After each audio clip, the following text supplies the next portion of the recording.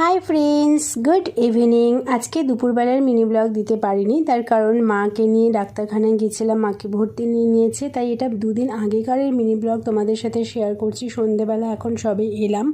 মাকে ডাক্তারখানায় হসপিটালে কেন ভর্তি নিয়ে নিয়েছে বা কিছু, সেটা যদি তোমরা জানতে চাও তাহলে অবশ্যই আমার শ্যাজ ওয়ার্ল্ড চ্যানেলটা ভিজিট করো।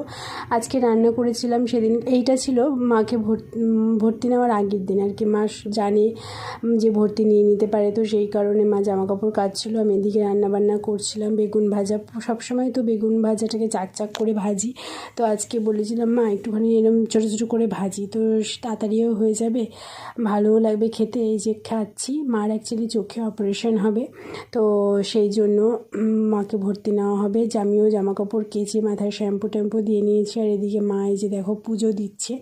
তো এই ছিল আমার আজকের মিনি ব্লগ। ভালো লাগলে লাইক করো, পাশে থেকো, সবাই সাবস্ক্রাইব করো। টাটা।